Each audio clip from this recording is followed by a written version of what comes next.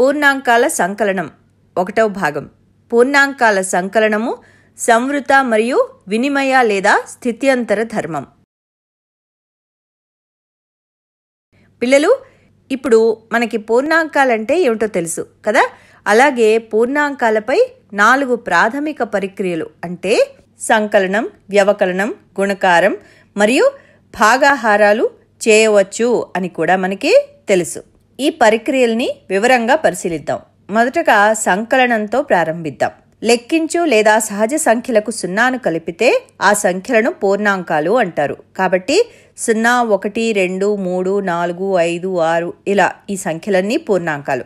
ఇప్పుడు మనం పూర్ణాంకాల సంకలనాన్ని చూద్దాం. 2 + 3 = 5. 5 అనేది ఏమిటి? ఇది ఒక పూర్ణాంకం.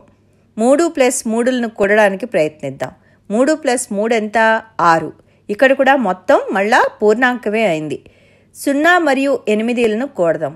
వాటి మొత్తం 8 కూడా మళ్ళీ పూర్ణాంకమే. వీటి నుంచి మనం ఏం నేర్చుకున్నాం? 2 పూర్ణాంకాలను కూడితే వాటి మొత్తం ఎప్పుడూ ఒక పూర్ణాంకము అవుతుంది, లేదా పూర్ణాంకాల సమితి సంకలనం సంవృతమవుతుంది అని మనం చెప్పచ్చు. ఈ ధర్మాన్నే పూర్ణాంకాల సంకలనానికి సంవృత ధర్మం అంటారు. ఇప్పుడు మనం 3 మరియు 2లని కూడదాం. 3 + 2 5.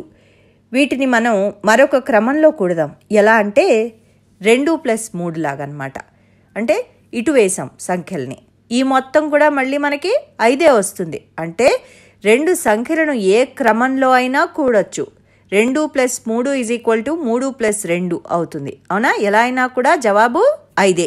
ఈ 2 సందర్భాల్లో కూడా మనకి ఫలితం 1 వచ్చింది. కాబట్టి 2 పూర్ణాంకాలని కూడేటప్పుడు సంకలనం యొక్క క్రమం మొత్తాన్ని మార్చదు. ఈ ధర్మాన్ని సంకలనంలో వినిమయ లేదా స్థిత్యంతర ధర్మం అంటారు. పూర్ణాంకాలపై సంకలనంలో మనం చూసిన ధర్మాలను ఒకసారి తిరిగి గుర్తు చేసుకుందాం. 2 పూర్ణాంకాల మొత్తం ఎప్పుడూ పూర్ణాంకమే. సంకలన సంవృత ధర్మం ఇది. ఉదాహరణకి 3 మరియు 4 పూర్ణాంకాలను కూడితే 3 + 4 = 7. ఇది ఒక పూర్ణాంకం. 2 పూర్ణాంకాలను కూడినప్పుడు సంకలన క్రమం మొత్తాన్ని మార్చదు. సంకలన వినిమయ ధర్మం ఇది. ఉదాహరణకి 4 + 5 = 5 + 4 = 9. ఎలా అయినా కూడా మనకి ఫలితం 9 వస్తుంది. సరే, మరి సంవృత మరియు వినిమయ ధర్మాన్ని గురించి తెలుసుకున్నారు కదా. తర్వాత పాఠంలో మరిన్ని విషయాలు నేర్చుకుందాం.